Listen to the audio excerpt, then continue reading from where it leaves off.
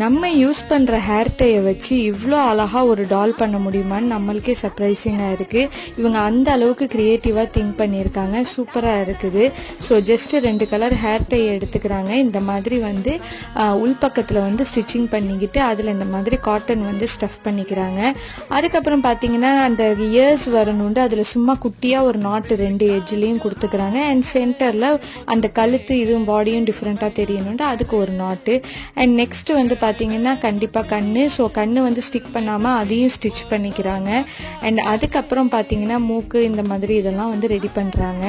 அப்புறமா பாத்தீங்கன்னா வந்து கைக்கு இவங்க யூஸ் பண்ற மெத்தடு ரொம்பவே கியூட்டா இருந்துச்சு. ஸோ அதே ரப்பர் பேண்ட்ல வந்து ஹேர் டைல பாக்கி இருக்கிறதுல வந்து இந்த மாதிரி அழகா கட் பண்ணி அதை ஸ்டிச் பண்ணி கியூட்டா கை ரெடி பண்ணிட்டாங்க. பாக்குறப்ப ஏதோ பாலோ இல்ல கப் கேக் மாதிரி இருக்கு. ஆனா அது கை. சூப்பரா ஒரு டெடி பேர் ரெடி பண்ணிட்டாங்க. செம்மையா இருக்கு.